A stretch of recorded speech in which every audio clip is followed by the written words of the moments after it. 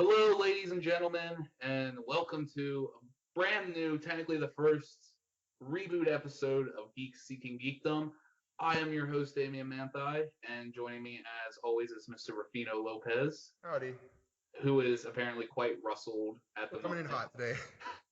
Yeah, you're apparently upset with me for spoiling the X-Men trailer, and for anyone that's new, which I'm sure pretty much everyone will be, the thing is that Rufino here does not watch trailers. No, I don't. Well, yeah, I don't watch trailers for movies I know I'm gonna watch. Right. And obviously, you know you're going to watch X-Men because it's one of the big comic book releases this year. Is that coming out this year?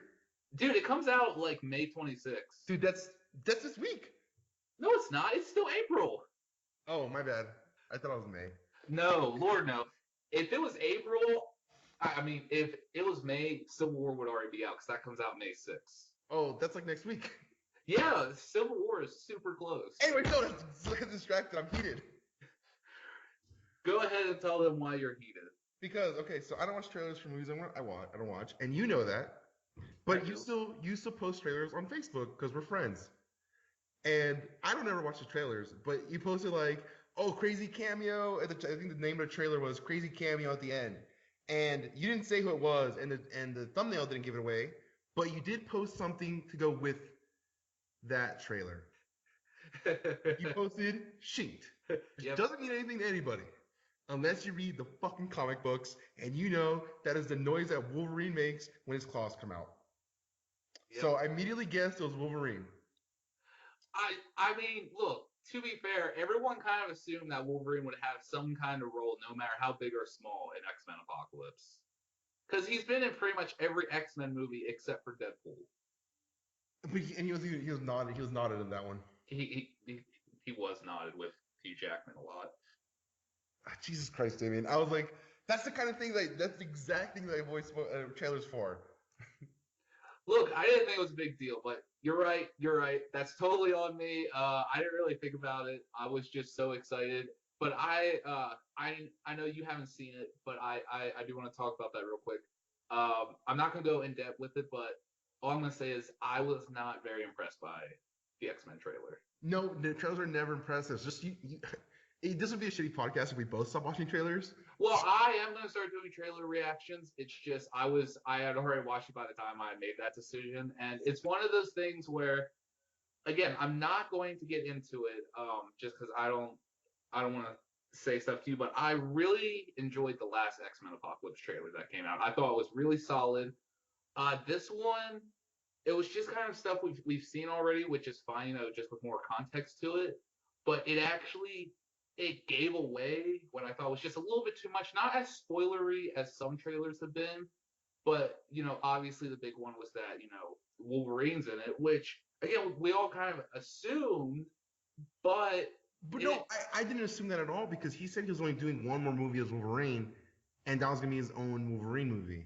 Right, but I thought this was going to be a great introduction of the new Wolverine. I don't think that's going to happen until Hugh Jackman's done with Wolverine 3. But my point is that that's not something that needed to be shown in the trailer. That could have been a very big reveal in the movie. Yeah. Because people love Wolverine. He's been kind of like the center point of the X-Men universe in movies, which now they're starting to move away from. Now I would actually argue that the center of the X-Men universe is more Charles and Magneto than anything else. They need to go to like Nightwing, not Nightwing. Nightcrawler, yeah.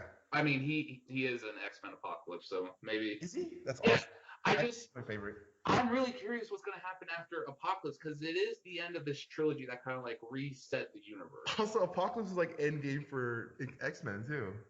So I'm really curious what's going to happen from. They could do. You know, they could do. They could do the Phoenix Force. Possibly. There's been like a lot of talks. It is more or less confirmed that we're getting X-Force soon, and that we will be getting. Really? Yeah.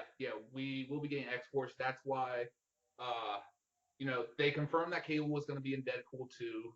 Now there's talks that X-23 is going to be a Wolverine 3.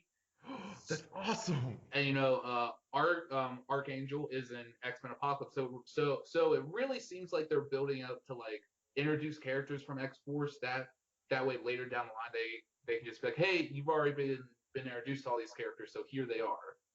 That's cool. Like, and yeah, they could do that and Phoenix Force, and even like going into like the spoilers of the comics, like when Cyclops goes evil. I know there was also, But that's too much time travel for X-Men. Never mind. and then there's also, I think they're doing the New Mutants as a movie, so we'll see what happens. I just don't know what's gonna happen with like the main X-Men movies because it would seem like kind of a waste to introduce, like Cyclops, Jean Grey, and Storm in this new movie, and then just never do anything with them. Especially if fans going to see it and they really like the new versions of these characters. Is there Storm or is what? Is I can't remember who the old Storm was. Holly Berry? Yeah, Holly Berry reprising her role. No, dude, man, you really know nothing about this movie, do you? No, I don't know anything. It's the best.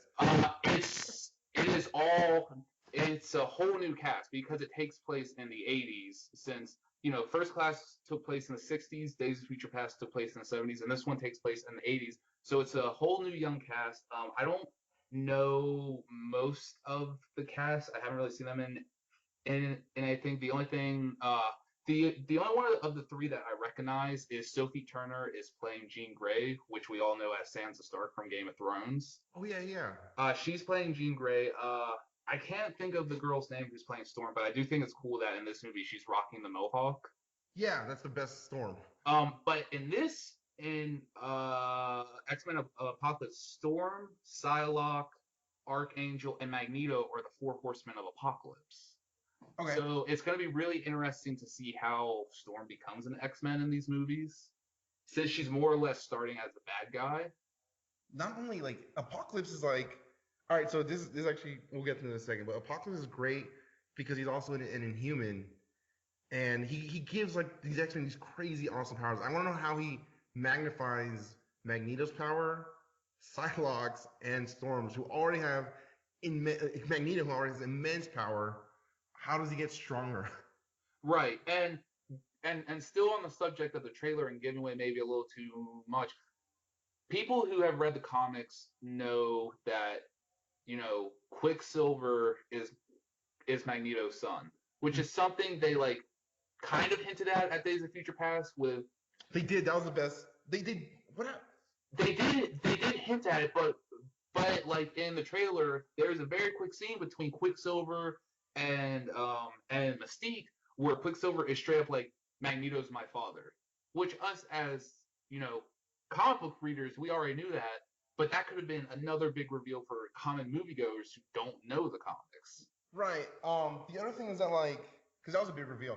The other thing is that like for comic books, that kind of like leaves a sour taste in my mouth just a little bit, because like they got rid of Scarlet Witch, kind of like I don't think she's in this at all. She's not in the movie as far as I know. She is she's not mentioned by name in Days of Future Past, but in a scene where, because I watched it recently, where Wolverine, Beast, and Xavier go to Quicksilver's home, you see that little girl watching TV, and that's not Scarlet Witch, but after they go to talk to Quicksilver, the mom tells the little girl, "Go bug your sister."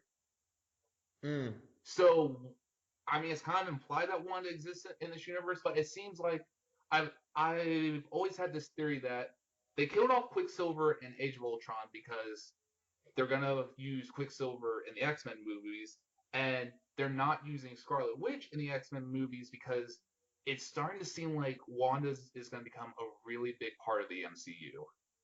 Because she's still with the Vision, and not only that. This is not really a spoiler at all to anyone. At least I don't consider it a spoiler. But I have heard from people who have seen the movies that Wanda plays a big part of Civil War. That's literally all I know. So it does seem like they're building her up to be a bigger part of it, especially since the Russo brothers were just recently talking about how her powers and stuff are going to be explored in Infinity War. She's basically the reality, Jim. So we'll see what happens. but yeah, I was underwhelmed by the new X-Men trailer. I'm not saying it was bad, but if that would have been the first trailer I saw, it wouldn't have sold me on it. Okay, so the next thing I want to talk about, because I mentioned um, that Apocalypse is a Inhuman. Inhuman was taken off the release schedule. Okay, okay. First of all, a lot of people have been saying that Inhumans have been canceled. No, That's not true. It's just That's not true. It's been taken off its original release date, and they haven't decided where they're going to put it yet. Right. That's yeah. I didn't mean to. I just know that it's been taken off release and basically like impending. Yeah, it's probably gonna be moved somewhere into Phase 4, and a lot of people are talking about like, oh, it was to make room for like the new Spider-Man movies. We can assume that Guardians of the Galaxy is gonna get a third movie. Doctor Strange will probably get a sequel. But actually, right before we started recording this, I watched an interesting video by someone else I follow on YouTube called the Comic Book Cast, and he just posted a video very very recently, like an hour ago, about this theory going around that the reason Inhumans was taken off the slate is because, and there has and there has been, excuse me, there has been evidence towards this, that Fox and Marvel are about to make a similar deal to what they do with Sony, not for X-Men, but for Fantastic Four and the characters within the Fantastic Four, which would include like Doctor Doom, Silver Surfer, and Galactus. Because back in the day, before the because Fox originally owned the rights to Daredevil, and before the rights for Daredevil went back to Marvel, Kevin Feige tried to make a deal where basically Fox could keep Daredevil as long as they got Silver Surfer and Galactus, because that would be like the big end game, even more than Thanos. Yeah, because Thanos leads into Adam Warlock, which leads into freaking all of those entities and the cosmic entities. Now, if this ends up happening, because one of the things they were talking about on Comic Book Cast is that one of the biggest evidence, one of the biggest things to support this is that someone who actually works for Marvel posted, someone asked them or said something about Inhumans got pushed back to make room for a Marvel Universe X-Men or like something like that, and someone who works at Marvel, not someone big, like not someone we would know off the top of our heads, but they said that's not what's going on, but what is coming is going to blow people's minds. I wonder if they do get those, because getting back, because Doctor Doom is one of the big baddies of the Marvel universe. Yeah, he is a huge, and if you only watch the movies, you wouldn't know that. No, but in the comic books, he is a huge threat. And one of my biggest problems with Fan Four Stick was that Doom, he wanted to destroy the world in that movie, which in the comics, Doom does not want to destroy the world. He wants to rule it. Yeah. He wants to rule everything. And Doom could be such a great villain in the hands of Marvel. And not to mention, and this is something I've been thinking about recently, like after Infinity War and they get Thanos out of the way, what's really left to be a huge threat? I mean, yeah, they can always bring Thanos back, but if they get Fantastic Four and the characters that encompass it, that would include Galactus, and that is a huge... They could do a really good interpretation of the Secret War. Right. Not the new one, but the old one that also Doctor Doom was behind. But and also Doctor Doom is a very big part of how Scarlet Witch became so powerful. Yeah. So man, I think that's her dream endgame, because like... Right, which like I can already see like which also you have to take into consideration that if this really does happen, and again, there is nothing to really say that this is going to happen. This is all just speculation and theories right now. This isn't even a theory I knew about until like an hour ago when I watched Comic Book Cast, which you guys should totally go check him out. But if this is true, if they do that, where again, it's like the Sony Spider-Man deal, where Fox would still technically own the rights to Fantastic Four, but they would work with Marvel, and they would share the rights with Marvel. You know what else excites me about? Is that, like, if they get this deal, like, correctly done into works, like, the only thing they need to do is get X-Men, and then we could start seeing, like all the greatest hits of comic books and comic book stories being told in a cinematic universe, which would totally get rid of the whole rinse and repeat like dryness of like the way that you feel towards the Marvel movies. Um, just because like some of the stories get dark and some of them are heavy, well, some of them are lighthearted and fun. Right, and like what I was gonna say is that if this actually does happen, and you know the whole Fantastic Four reboot is really successful, that only paves the way for Marvel and Fox to make a deal for X-Men. Which at that point, I think they would just they would just reboot the whole X-Men universe, except for I think the one thing you would keep is Deadpool and Ryan Reynolds as Deadpool because since he's a fourth wall breaking character, they can totally use that to his advantage. Right, and also Ryan Reynolds is freaking born to play that role. Right, and they actually uh I'm a big fan of this YouTube channel called the Superhero News Show, and they did a live stream of all the Marvel movies this past weekend, and one of the guys on there, Hector Navarro, they were talking about the possibility of like Marvel rebooting the X-Men film franchise, and I thought this was so ingenious. Is that if they did that, they could recast Wolverine because this would be a good reason to recast him, and instead of introducing him through X-Men, you could introduce Wolverine through a Hulk movie, Oh, just like his first appearance was in. Technically, his first appearance was in the last page of Incredible Hulk 180, but his like big like real first appearance was in Hulk 181, where he fought the Hulk. that would be, I don't know.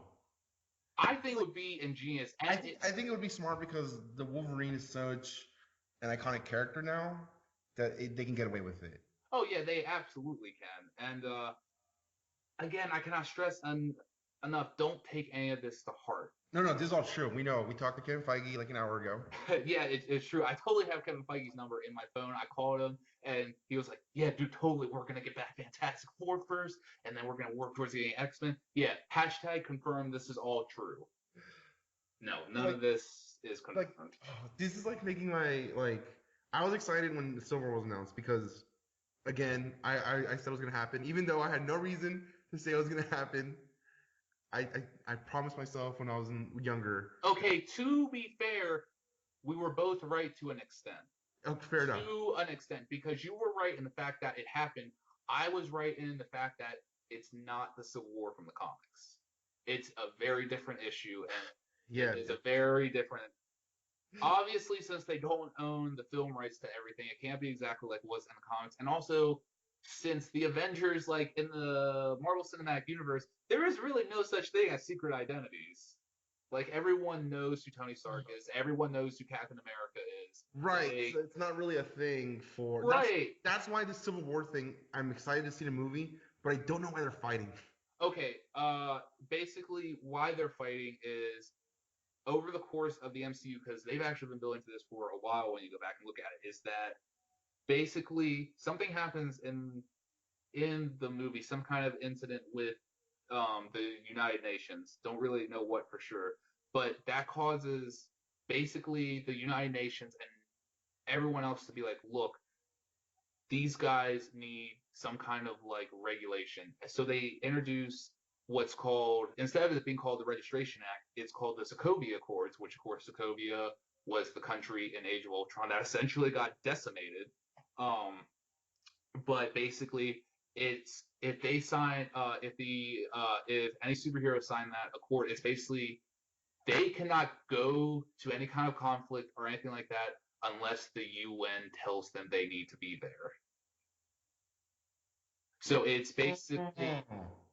basically the Avengers would be controlled by the government, and they could only go to a place where when So they basically made a small scale registration act. basically, and on Tony's side, he's saying like, we do need limitations because especially after Ultron, since he created Ultron, he feels like they do need limitations. Where on Cap's side, he's basically like, what if there's somewhere we need to go and they don't let us? Like, and there is now a famous line in all the trailers where his basic point is the safest hands are still our own.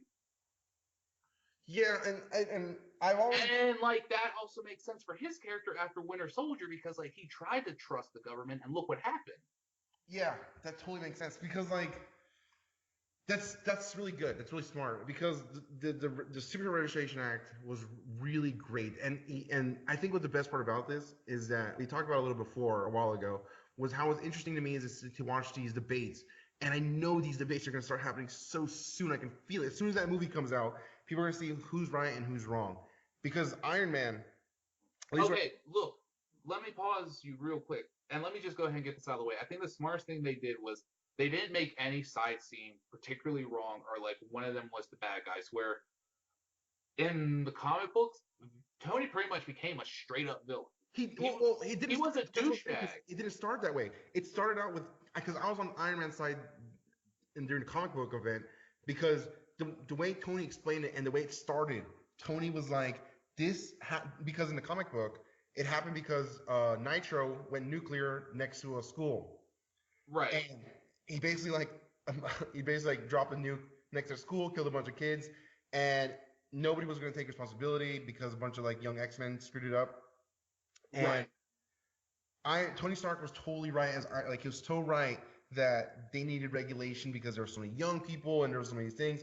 And Captain America was having a problem with Maria Hill, who was taking charge of Shield at the time, and she was the director of Shield at the time. Yeah, so it was so interesting to see that because he wasn't wrong either. Like you could see where he was fighting from, especially since like in the comic book they had access to the street level heroes who were teenagers like Spider-Man and the Shield and all these other people who did it because they thought it was the right thing to do because they weren't trying.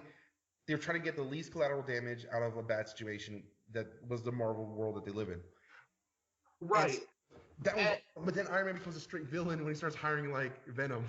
Yeah, and then like he was also throwing off his friends into Prison 42 with like super villains. So it really started. By the end of it, he was basically one of the bad guys. But in this movie, they did a very smart thing where like you can understand where both parties are coming from. Where like you can completely see how Tony thinks we need to have limitations because every time we try to act, people end up getting hurt. Where you can also see Cap's point of view where he's like, look, I understand that, but if they start giving us limitations, then if we're needed somewhere and we're not allowed to go there, then even more people are going to get hurt. So the safest hands are still our own. So like you can totally see where both people are coming from. I'll be honest with you for a second right now. I'll make a confession. Even when Tony Stark was being a shithead during the Civil War, I was still rooting for him. Only because as much as I hate to say, I am a strategist. I like chess. I play strategy games. I play Total War. I like strategy in that kind of stuff. I like the history of it as well. And when that fight incited, as much as they didn't want it to happen, like because in the comic books and probably in the movie, they both don't want to fight. It's something that happens out of essentially necessity. They get both sides get pushed to that point. And let's not pretend that Captain America wasn't shady during that war either. Oh no, both sides were shady, but whereas you were very pro Stark during the comic book run, I was actually very pro Captain America. Yeah, I know. I remember. And I'm just gonna go ahead and get it out of the way here. For Civil War the movie, I am still very much Team Cap, just because. Actually, let's go ahead and touch on this real quick because I just did rewatch all the Marvel films recently with superhero news. Let's talk about a lot of free time. Well, yeah, I do, but let's go ahead and touch upon the MCU real quick because first of all, in just 2 years, the MCU is going to be 10 years old, which is crazy to think about because it all started with Iron Man in 2008. And when the MCU first started, Iron Man was totally my favorite. I thought he was the coolest character. I would have followed him anywhere. But as the movies have progressed, especially after Captain America: Civil War, I am very, very much like Captain America is my favorite character in the MCU. That's funny. I started on the other side because as much as I love Iron Man, I always love Iron Man. Civil War was a changing point for me. I always thought, because to me, Captain America was always the Superman equivalent of the Marvel Universe. Hmm. After reading Civil War, my opinion of Captain America changed only because from reading Civil War, I saw that they're both wrong and they're both right for different reasons. Right. And it totally changed my opinion because Captain America, as opposed to Superman, Superman obeys the rules. If somebody tells him he can't do something, he doesn't do it, even if he knows it's a shitty thing to do. Right. As opposed to Captain America, he does what's right because he knows what's right. Hmm. And when they told him to stand down and he decided to get in a fight with Shield and then jump off the helicopter and then buy a cheeseburger, I'm like, this guy's awesome. And so that's my opinion of Captain America change. And I've always been a long time saying that the first Captain America movie was okay, but it was still good. Okay, see, since I just watched, I watched the first Captain America again on Saturday.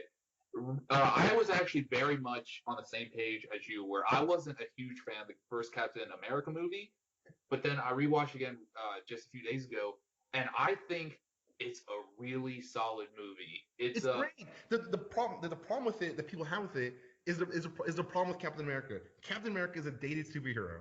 Right, but see that here's the thing is that in the first Captain America, between like from like the score to like the effects and everything like that, it was very much a period piece, obviously, because it was set during World War II. And in that movie, he's very much the all American hero. For lack of a better term, it was all about America. Fuck yeah, that's that's what that movie was Lack of a all better term, that was vulgar shit, dude. about. What's a better term than that? But then like if you go and by the time we get to Civil War, not Civil War, by Captain America: The Winter Soldier, I would argue he's not a dated hero.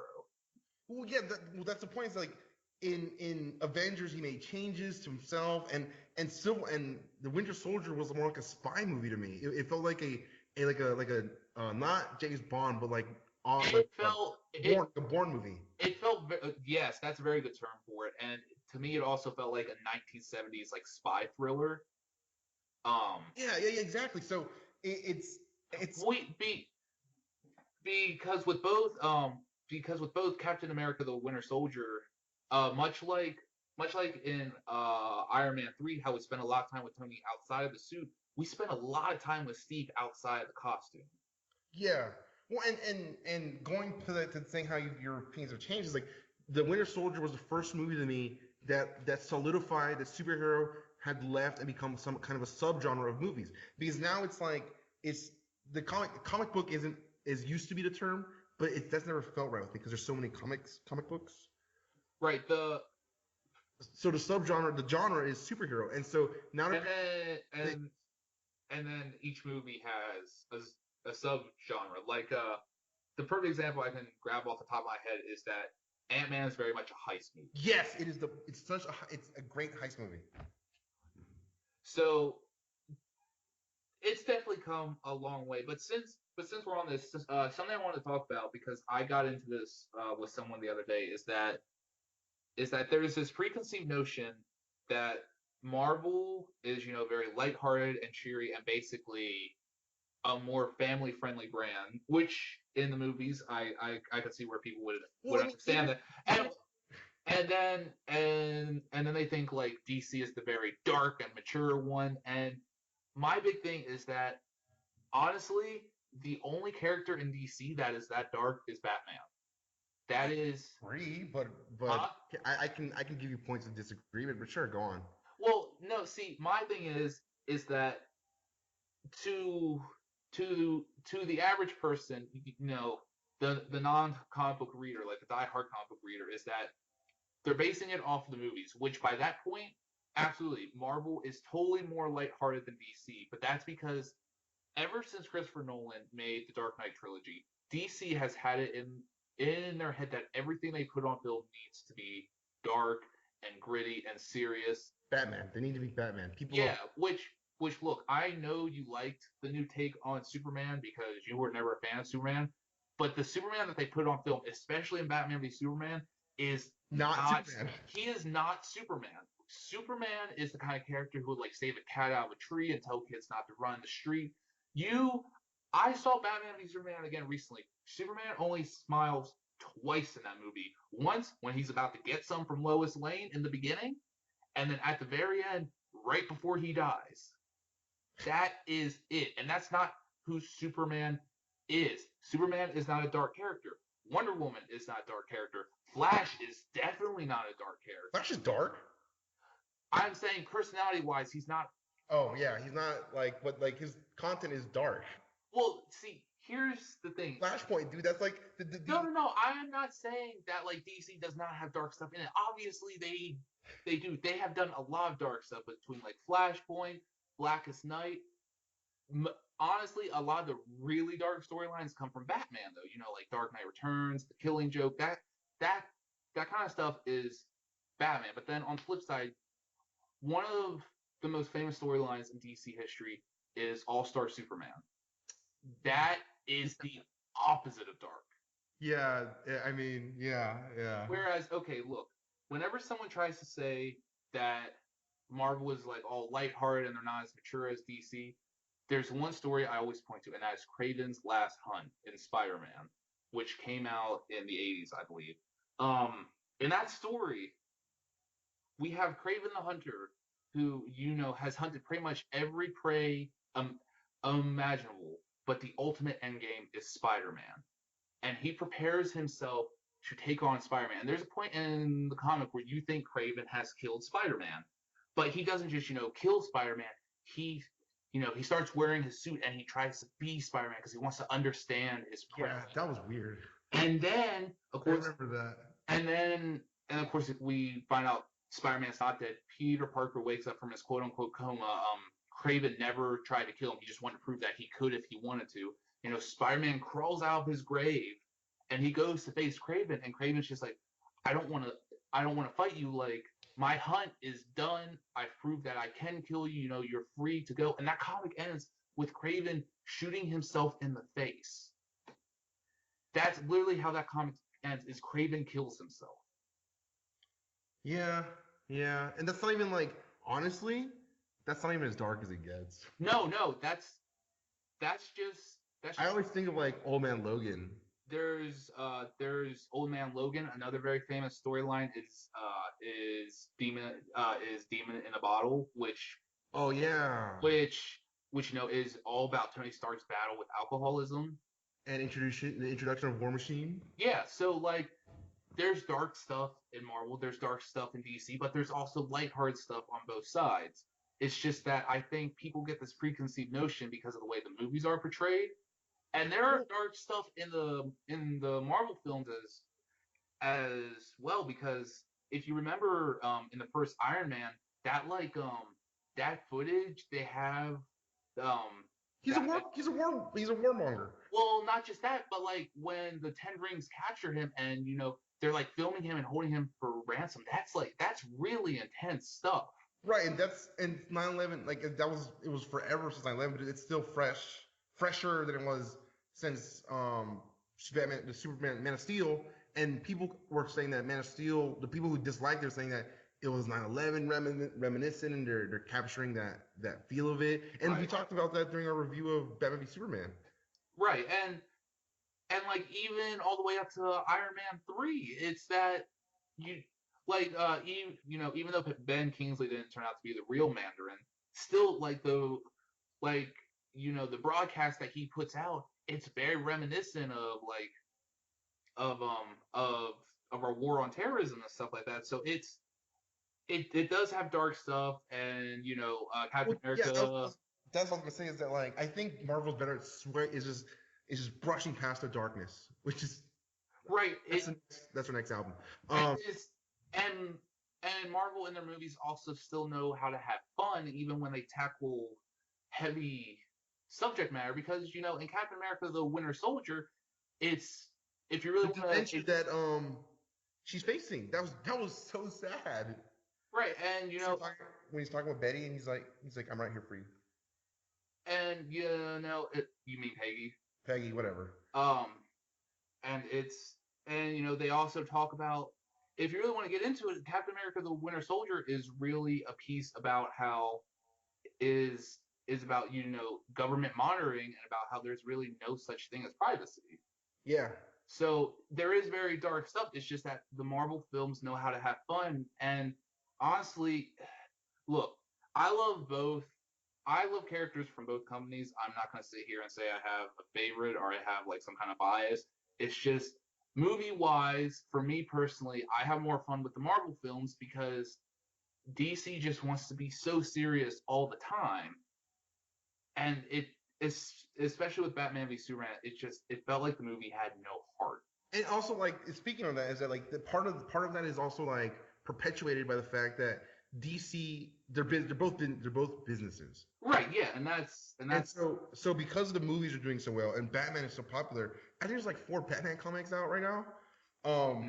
But like they're all kind of actually just more than 4 if you count the extended family. But like they're all kind of dark, and like only when you break away from that, like you get true DC, and it's not all dark. Like it's not all dark. They have like Constantine and Swamp Thing, but it's not all dark. And so because they're a business and they know that Batman's popular, they capitalize on what's popular in the movies, what's popular with Batman, and they kind of perpetuate themselves. The same thing that Marvel perpetuates their fun and excitement of like, oh, we're fun and happy. They push like things like Miss Marvel and Howard the Duck and Squirrel Girl. When in the back they still have things like this new Civil War coming out, leading up to it, the Battle of Pleasant Hill. That's like, it's crazy how it's basically Negative Zone. It's just a different rendition of it. Mm-hmm. Yeah, and see, I don't know, man, because as someone who grew up reading both, I have gone on record plenty of times saying that as a kid, I learned to read from Batman and Spider-Man comics. That's how I was taught how to read. So I've always had a love for both sides. And DC it's not dark all the time. And I can't really blame them for wanting to go that direction in the movies because they had massive success with the Dark Knight trilogy. Massive success. And they only tried something different 2 times before, of course, they did Man of Steel and all that. They tried with Superman Returns, which not a lot of people liked. I like Kevin Spacey. I like Kevin Spacey, and I do think my big thing is that I don't think Superman Returns is a poorly made film. I just think it's really fucking boring.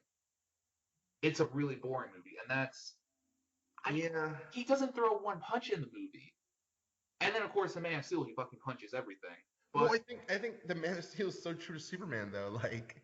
Well, we won't even get into Man of Steel this time because that's a whole different conversation. But then a few years later, a year before Dark Knight Rises came out, they tried Green Lantern, and I don't even have to mention what happened with that. Oh, I want that movie to get so good. And they were really building it out. They were talking about how like Green Lantern was going to be, the Star Wars, the Star Wars of their universe. And it really could have been. It could have been this like really epic space opera. Oh man, it could have been. But they fucked it up, and because that did so poorly, now they have it in their heads that it has to be dark. We're successful when we make everything like Batman, which they kind of do. Like in the films, they kind of make everyone like Batman, and that works. I mean, the critical reviews aside, they make money. And they made money, but they did not make as much money as they could have. And the drop-off in their second weekend was ridiculous. Yeah. That was insane. They took a 68% drop-off, if not more, on their second weekend. Batman and Robin only dropped off, I think it was like 62, 63% on their second weekend. That is atrocious. I think Batman and Robin, I think people are starting to like it ironically now, which bothers me a little bit. I think it's one of those movies that's so bad it's good. I watch it and I can get a laugh out of it because it's so bad. Yeah. It's actually one of my favorite. Yeah. It's actually one of my favorite movies to sit down with a group of people and watch and get drunk. Oh, mine is. I'm not gonna say mine because you're gonna judge me. No, I'm not. A Serbian film. A Serbian film. Yeah. Well, I wouldn't even know it then. Oh, good. Don't look it up. It's terrible. But now I'm curious. It's a terrible. Okay, for content, it's like. Let me tell you. Like, I'm gonna tell you a phrase in the movie. that they mentioned, newborn porn. Okay, that's odd. Yeah, it's pretty bad. It's great to watch drunk, and like it's great to get like a rise out of people. Yeah, and I think that's more or less what Batman and Robin has become. It's just one of those movies that's so bad it's good. And I don't want people to think that I want the DC universe to fail because I don't. I want these movies to be great. I I don't want Watch the movie. I don't want any movie from either company to be bad. That's I true. don't I don't walk into any comic book movie saying, "Oh, I hope this is bad because I prefer this or that." That's I not watched it with calling. hopes. That's why I don't watch trailers. I want everything to be as good as it can possibly be. And especially after rewatching all the Marvel films, it's that even their worst movies aren't particularly bad. I would say that their two worst movies are Iron Man 2 and Thor the Dark World. And even those aren't terrible. They're just okay or good. I like Thor. There's stuff I like in Thor the Dark World. Mostly, I mentioned this is that I think that movie is watchable for the chemistry between Chris Hemsworth and Tom Hiddleston. The back and Really? forth, the back and forth between Thor and Loki, I think makes that whole movie. It's good. Yeah. I just thought like it reminded me of Star Wars kind of like the alien race with the blasters and he's fighting them off with a sword. No, see, Guardians of the Galaxy reminds me more of Star Wars. I wanted ever since they announced that they were doing Thor way back in the day. I really wanted Thor to be like this epic fantasy franchise. That's what I wanted Thor to be because they don't really have any other character that that they can really do that with. Thor could have been a really epic fantasy film franchise in the vein of like Lord of the Rings or something like that. Yeah, Thor has a lot of cool history too. It's and like that's the thing that like we're not gonna get like all the things that we want. We're not gonna get like No, we're not. And a good way to look at it is that the movies are just a different universe. That's yeah, why it's called the MCU, the Marvel Cinematic universe. Universe. Like nothing that happens in the movies affects the comics. Like nothing's gonna take that history away. So I don't know. I It upsets me when people get so riled up about that kind of stuff. It's and I know some people are going to be like, "Oh, well, then why didn't you like Batman v Superman?" It's it has nothing to do with like, oh, it, The content, the editing. the editing is terrible, and it's bad filmmaking and bad storytelling. I can't enjoy it as a film. It's just boring. It's a lot of exposition. It's the problem that Marvel recently had with Age of Ultron, where it's basically setting up all these other things, but we're not invested in these characters. Right, and even then, like, I actually don't hate Age of Ultron. I think there's some really great stuff in Age of Ultron. Just like I think there's some really great stuff in Batman v Superman. It's just that in Age of Ultron, for me, the good outweighs the bad, whereas in Batman v Superman, the bad outweighs the good. There's just stuff in Batman v Superman I can't get over because you have to take. There's so much bullshit in between the really great stuff that it's hard to sit through. Yeah, And also, I was okay with it at first, but the more times I've seen it, the less okay I am with Batman killing. Because right.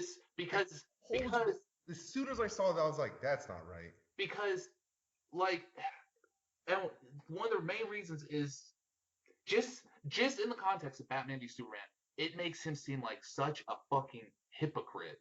Because how can he have the gall to go up to Superman and be like, "You're a bad person. You caused so much death," when you're out there fucking killing people left and right? Yeah, and like also it's like the audacity that like it happens because of death, and like he kills people, so there's no control over him who he does. It's just yeah yeah. I got over it because it's just like I said, the violence reminded me of the Arkham games, which by the way, in Arkham games you murder everybody. Um, but like it's just if that wasn't with me, if I didn't have that piece of like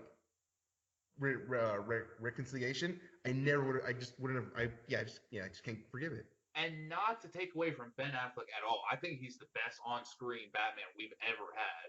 He is awesome. Yeah, I think he did best he could. Same thing with I have Cavill. even I didn't like Henry Cavill Batman with Superman at all. Really? No, because Okay. Well, I still think he was great in Man of Steel.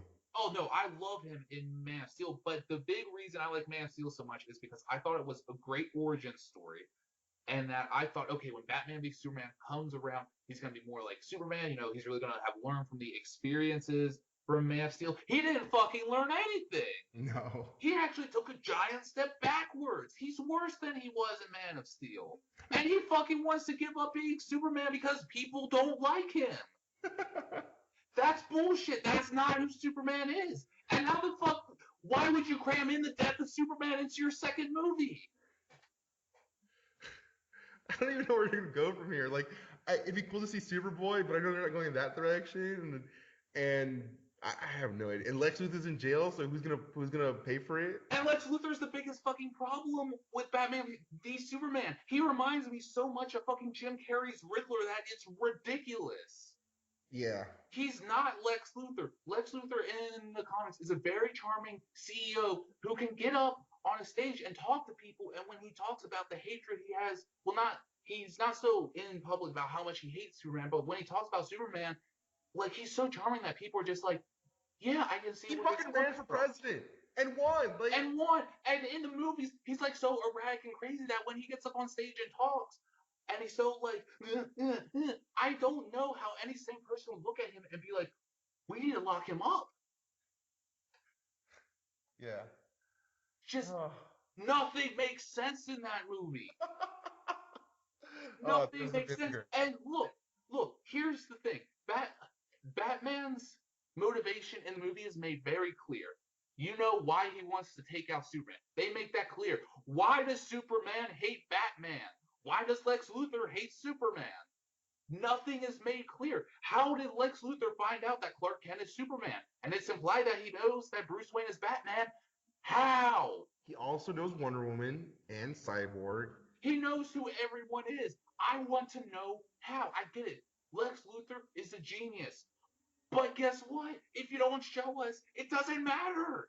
You know what's also funny is that like Lex Luthor knowing Flash is funny to me because I remember there was a time in the comic books and it was in a TV show too where they swapped minds. Oh yeah, it's that really great moment in the Justice League cartoon where Lex Luthor is in Flash's body and like he's standing in front of a mirror and he's like, time to find out who the Flash is. And he takes off his mask and you know, of course at the time it's Wally West and he looks in the mirror and she's like, I have no idea who this is.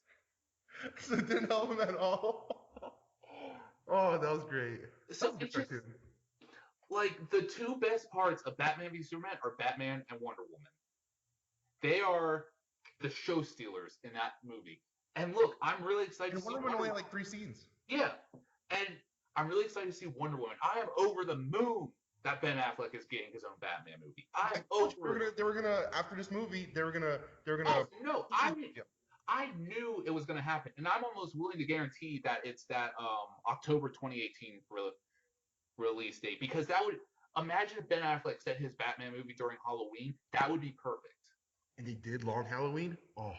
So it would be. I just. They treat these characters in that movie with such disrespect. And the fact that there is no plans to do another solo Superman movie right now, that's so fucking disrespectful to the world's first superhero, the character who essentially helped build their empire. Without Superman, DC would not have anything. And it's become very clear that in these movies, he was just a stepping stone to Batman. Which is unfortunate because I did like the new Superman. That is also so fucking disrespectful to Henry Cavill, who I think he could be the best Superman we've ever had. He looks the most like Superman out of any actor. He is a great actor in himself, but they don't give him anything to work with. I don't know where he's going. They did not give him any time to grow and develop in Batman v Superman at all. It's a Batman movie. That's exactly what it is. It's a Batman movie that occasionally features Superman. It's very much like The Dark Knight Returns. Yeah, but even that they didn't adapt well. Which I know they weren't trying to adapt that. They were just taking elements from it. But like, look, like I said, there's great stuff in Batman v Superman. I love the entire part where the party that Lex Luthor was throwing, where all the characters are in one spot. I love that scene. I think that's a great scene, and I love the Batman v Superman fight, even though the Martha thing is kind of weird. And I also, even though I hate the ending of it, seeing Batman, Wonder Woman, and Superman fight together is awesome. Yeah, it looked cool. But it's just visual noise. That's all it is. It's visual noise. You are not emotionally attached to any of these characters, so who the fuck cares? The death of Superman in that movie is not earned. Because you don't care about him. The death of Superman was such a big deal too. Like I remember I remember that as a kid. Like it was such a big deal when it happened. Like I remember like all the covers were black and like it was a big deal. Like it was like 3 months of an issue, like of a problem. They should have saved that for a like Man of Steel 3 or something, because by that point we will have grown attached to Superman. We would have grown to love this character. We would have followed him through his journey, and also I forget who mentioned this in one of the videos I watched, but whoever it was, fucking, I love this to death. Is that we could have seen the Justice League at Superman's funeral. We are never gonna get that now. Never, because they can't redo the death of Superman. They can't. It's not gonna have the same impact, yeah. Because now it's just like, oh well, it doesn't matter because we know he's gonna come back. So what?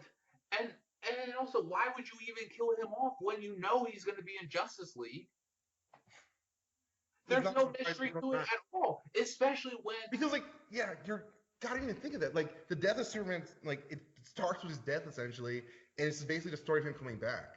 Right, and now like there was no point to it because even if they hadn't released that concept art of like all them together, which got people so excited, over the past few weeks, Henry Cavill has been posting pictures and videos of him training for Justice League. And we know it's for Justice League because he's, hashtagging Superman training and hashtag Justice League. So we know he's in Justice League. What's the fucking point of killing him then? There's no mystery. There's absolutely none. Yeah, that movie was a right mess. I mean, I still don't think it is like Batman and Robin bad. Nothing is that bad. I don't think it's like Fantastic Four bad.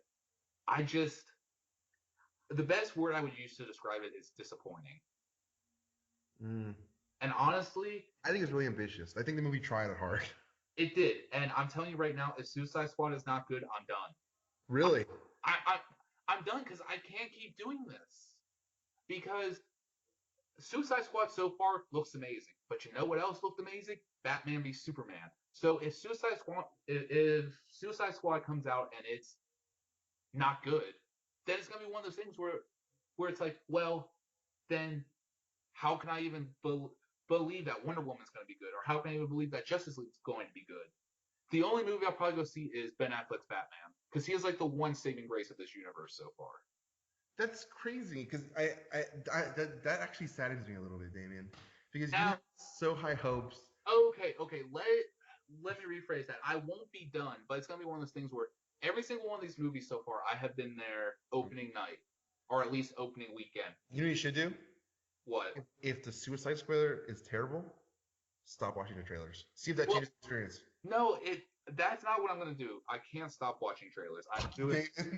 No, just for DC movies though. Okay, what I was gonna say is what I'll start doing is I won't start going to opening weekend. I'll wait to see what people say, and not even what critics say, what fans say, because I don't give a shit what critics say. Critics can say whatever they want to say, but if I start seeing that like fans such as myself are saying, "Oh, this is a piece of shit," why waste my money on it? Like, there's no point. I was there preview night on Thursday for Batman v Superman, and then I was there opening night on Friday. You liked it then?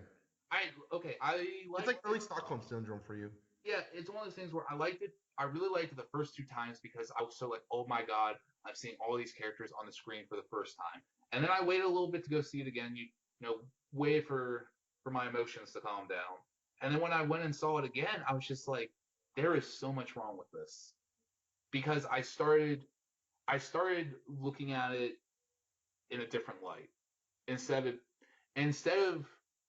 of my like desire to see these characters together for the first time, I started looking at it as like it's its own story and its own movie, and I started to realize like there's so much wrong with it, and there's so much that since I love these characters so much, there's stuff in there I can't get over. And I do think to an extent it is unfair to compare DC to Marvel. They are two different companies that do two different things. But it honestly makes me mad because when you look at what Marvel does, they treat their characters with such respect. Well, the other thing is that like DC's playing catch up. That's absolutely what they're doing. And honestly, I would rather wait X number of years for a Justice League movie and like it don't even bother with Batman v Superman. I would have rather Superman could have been DC's Iron Man, essentially, in the sense that like he was our introduction to this universe. Then we could have gotten a Batman movie with Ben Affleck, a Superman sequel, Wonder Woman, Aquaman, and all these other characters, and then have done Justice League. The reason Avengers worked so well is because everyone already knew those characters, and everyone already went in there liking these characters. Yeah. That's the reason it worked so well. I'm not saying that DC's formula isn't going to work. I'm not saying Justice League isn't going to work. I hope Justice League is amazing. I have loved Justice League even longer than I've liked the Avengers. I grew up with the Justice League. I want this movie to be fucking amazing. It's just that now it's one of those things, especially with Zack Snyder, I don't know. I don't know if I trust Zack Snyder. He is a really great visual storyteller, and it's one of those things where I'm really hoping Batman v Superman, the director's cut that comes out in a few months, is really good. But it's one of those things where like I shouldn't have to wait for a director's cut for me to enjoy a movie. The movie that you put out should be like the definitive version. Yeah. I get it. Like the the ultimate cut that they're putting out isn't even Zack Snyder's vision because the original cut was over 4 hours long. Well, on a lighter note, Scott Snyder's doing a badass job with Batman. Yeah, Scott Snyder is Zack Snyder. They need to work together. No, I don't. After Justice League Part 1, I want Zack Snyder gone. Honestly, I do. But maybe I don't think Scott Snyder can save it. Actually, you know who I want to see take over Justice League Part 2? Who? Matthew Vaughn, who did X-Men First Class and Kingsman. Oh, those movies are awesome.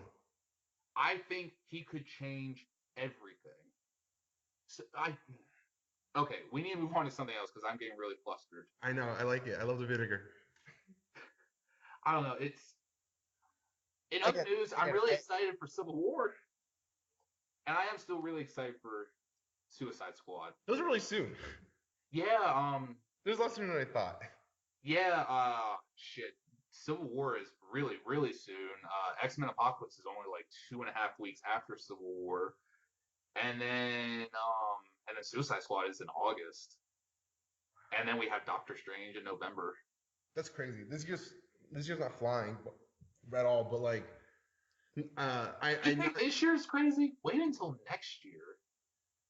Next year we have. I'm trying to think. We have Wonder Woman, Justice League Part 1, Guardians of the Galaxy Volume 2, Spider-Man Homecoming, Thor Ragnarok, and an untitled Fox X-Men property. So who knows? I'm actually excited for Thor. Yeah, I'm hoping Thor is really great because they need a home run. Yeah, because Thor. I don't think any of the movies have been particularly bad. I actually rewatching it. I really enjoy the first Thor movie. It's just you got to look at like the other standalone movies. Is that Iron Man? The first Iron Man was a home run.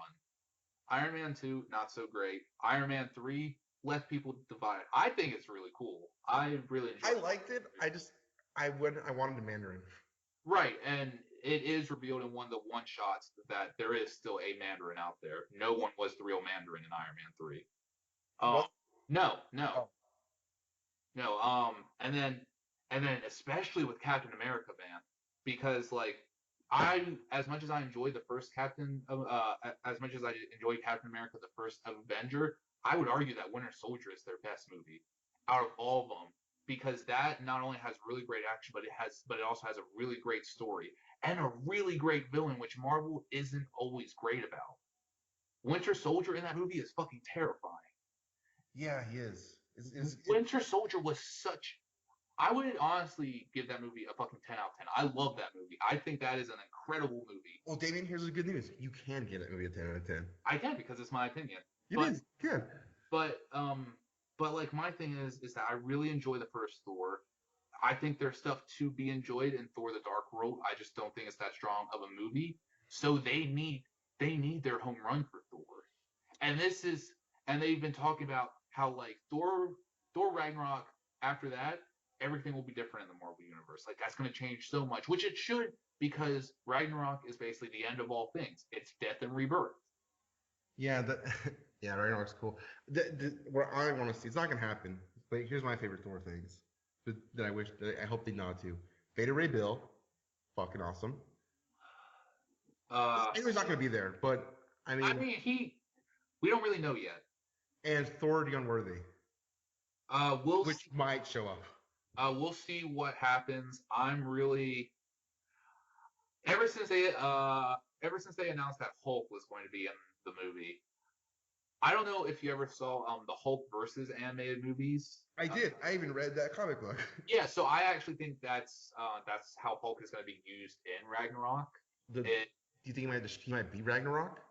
I don't know if he's going to be he is going to be Ragnarok, but like, I also Hulk be the villain in that movie. Right. But also like you like something even. And I know there's people saying like, well, I don't know if Ragnarok's gonna work. Like they hired a comedy director to helm it. Yeah, you know who else were comedy directors on sitcoms? The Russo brothers. And look at what they did with Winter Soldier. I'm not at all concerned about that in that sense. Yeah, because honestly, if you really think about it, Damien, you and I I hate saying this, and I hate saying this on record, but we're creative type people. Mm-hmm. And you've written some, and I've written a lot. Oh, you've written a lot, and I've written some, and honestly, comedy is the hardest thing to write. Oh, comedy is difficult to write. So it is a pain in the ass to write. And also, it's like, at least for me, it's hard for me because I particularly don't think I'm that funny. I can make you laugh, and I can make my friends laugh, but I just don't think I'm funny to other people, which is my own insecurities or whatever.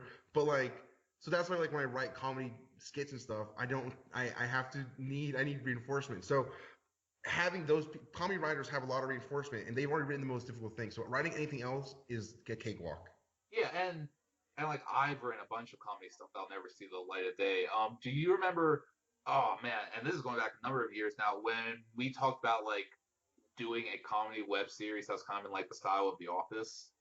I do remember that. Yeah, I wrote scripts for the entire first season of that, and I completely scrapped them. I remember that. Yeah, I remember that. That was a long time ago. Yeah, because like comedy is really hard to do. I would argue more than any genre is comedy is very difficult to write. Yeah, so I'm not worried about that. So as we're wrapping up, I do want to talk about something cool that I just found out. Like you found out that cool thing right before the podcast. I read this cool article. Do you play the Walking Dead games? I don't think you like them. You mean the Telltale Walking Dead games? I really liked the first one. I played the first episode of season 2, and I just never got into it again. That's fine. Season 2 is okay. The first one's really good. I liked it, but introduced this character that I immediately fell in love with. Mm-hmm. Clementine. She's the best. Season 3 got announced earlier this week. Well, we all knew they were going to do season 3. It was inevitable. Obviously. But they announced that it was going to take place close to the comic book era, where it's going to catch up with the comic book, which is like 4 years now running. Mm-hmm. So like 4 years would have passed, so she's older. But it's led me to think that she might show up in the comic books, which means I might get Clementine in the show. Which possibly. I might start watching Walking Dead. I'm actually trying to catch up on Walking Dead because since they finally introduced Negan, which I know a lot of people weren't happy with the way this previous season ended, I'm still really excited for the upcoming season just because Negan in the comics is fucking brutal. Oh yeah, he is. They Cecile. And despite the reason most people are upset. It doesn't even have to do with Negan himself. It's that they didn't show who he killed. I mean, Right. it's more or less confirmed that it's Glenn. Like I think You think it's Glenn? I am 100% convinced it's Glenn. I think it's Norman Reedus. You think it's Daryl? Yeah. I think it's Glenn. I am fucking dead set that's Glenn. Because Norman Reedus has a new show coming out. True, but what's his face? Steven Yeun just got cast in a movie. Oh, not Why Last Man. Chew. Yeah, so we won't know till October, but I'm betting. I like, despite the fact that they didn't show who he killed, I thought Negan's introduction was awesome. Oh yeah, he's terrifying. He is fucking terrifying, and it's like the show has taken liberty with the source material, as they should, because it's an adaptation. Also, Kirkman is writing it, so he's basically building his own.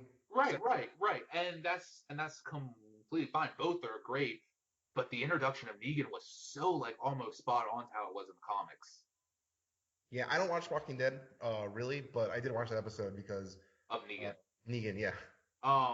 But before we close for the evening, something I want to talk about, since we've been all about DC and Marvel, is that I think what's really going to be interesting is how much the universe is going to change after Infinity War is done. It's interesting to see where they go from there. It would be appropriate for a reboot, but no, I don't think it's going to be a reboot. I think they're going to do the smart thing, and they're going to pass on the torch. I agree. I think after Civil War, we're going to see. I have been saying this since Winter Soldier. I think at some point, and probably after Infinity War, we are going to see Bucky become Captain America. I don't know if like Steve's going to die or like just give up or whatever, but I think Bucky's going to become Captain America. I don't know if we're going to see a new Thor, because Natalie Portman has been very vocal about the fact that she does not want to come back. So it couldn't be the Jane Foster Thor, unless they just recast her, which is fine. That's also going to. We don't know where that is going in the comic books either, because Jane Foster's dying. Right. I have been saying that I think if they really want to go with a Lady Thor route, they could just have Sif become Thor in the movies. I think we're going to see a new Captain America. I think Iron Man's just going to disappear for a while. I don't think we're going to see Tony Stark for a little while, and then they're just eventually going to recast him down the line. But I think, because I have a theory that they're building up Black Panther to be kind of the new Iron Man of this universe, kind of like the centerpiece of the universe. And then I think post Infinity War, it's going to be a whole new lineup. It's going to be a new Captain America, whether that's Bucky or Sam Wilson. I think it's too soon for Sam Wilson. Yeah, I think it's too soon for Sam Wilson, but I think Bucky is a strong possibility. Especially because it really seems like they're starting to hint at it a lot. So I think it's gonna be Bucky as Captain America. I think they would be foolish not to include Spider-Man in the Avengers now that they can. And I don't think it'll be Miles Morales yet, just because at that point, when Infinity War is done, Spider-Man may have had 2 movies at that point. And at that point, we will have followed him for a while, and he'll be a little bit older. So I think it's gonna be Captain America, Spider-Man, Black Panther, Doctor Strange, Captain Marvel, and Ant-Man and Wasp. That's a good lineup, actually. And I think the smart thing to do would be, after Infinity War is done, next time you do an Avengers movie, call it the New Avengers. Well, I wanted to get into that because, as we see them getting more and more of these properties, it'd be interesting to see them spin off movies like the Uncanny Avengers, the New Avengers, the Young Avengers. Right. No, and it absolutely would. And my big thing is that, I think they wouldn't be introducing all these new characters if that isn't what they were going to do. I think we're more or less going to see a changing of the guard. Which is cool. You're right. It's an exciting time to think about, but we still got years away from that. Actually, not as far as you think, because Infinity War Part 1 comes out in 2018, and Part 2 comes out a year later. That's not that far. It's not. They start filming later this year. Oh, maybe I can run into them. They film in Atlanta. Yeah, and they're filming it back to back. It's gonna be like a 9-month shoot, I think they said. Oh, cool! I have a lot of time. I can have a kid in that time. But this is nothing new. This happens all the time in the comics. The roster changes constantly. Yeah. So that's what I think is going to happen. I also think it's going to be interesting because, look, if you're introducing Thanos, especially since it's spread over 2 movies, people are going to die. You are going to see characters you have grown attached to over the years bite the dust. I actually think it's also going to be unceremoniously because Thanos killed half the universe with snapping his thumb. Right, and I think because Tony has that.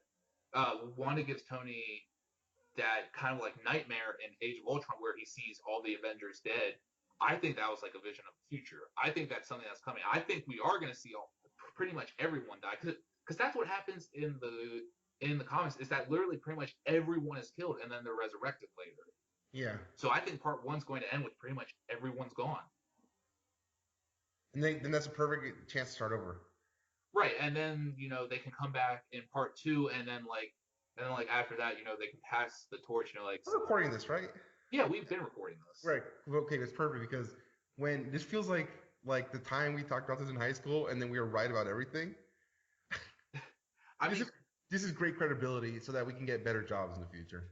Kind of. So I think that's what's gonna happen. That's what I would want to happen because, they have to do something like this. It's either that or recast, and I don't think it's time to do that yet.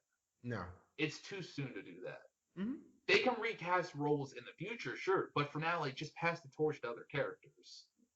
I just think we're not going to see Iron Man personally for a while, or if they do, we're not going to see him without the mask on. Oh, you're gonna be no. I mean, we'll talk about that later. We'll talk about another podcast. Yeah, and because as long as they keep the mask on, they could just have someone who sounds exactly like Robert Downey Jr. do it. Yeah. So we'll see what happens, but things are definitely going to change. That's all I'm going to say. Yeah. But I think that's plenty for this week. I do have one more thing. Yeah, sure. It's a plug. We talked about Marvel and DC this hour and a half almost. At the end of the month, I'll be doing a panel at MomoCon about other comics besides Marvel and DC. So we talk about Image, Dark Horse, Devil's Due, all these other publishers that don't get the same limelight that Marvel and DC do. So if you're in Atlanta or go to MomoCon, come check out my panel. Yeah. I'm not having time yet, but as we get closer to the end, it's end of next month. So as we get closer to it, I will get you guys some time dates. Hey, you heard the man. Go check out that panel at MomoCon because there are some really great books outside Marvel and DC. Marvel and DC are not the only two companies out there that have great things going on. It's true. There are some really great things going on, like Faith, Invincible. Oh, Saga. Oh man, yeah. That's an entirely different conversation for another time. Yep. All right. So we will see you guys next week. Yeah. I mean, honestly, that's pretty much it. Yeah, this is season 2 of Geeks Seeking Geekdom. So. Well, this is more or less a reboot. Season 2. We'll call it season 2. Yeah, I like season 2. All right. We will catch you guys later. See ya.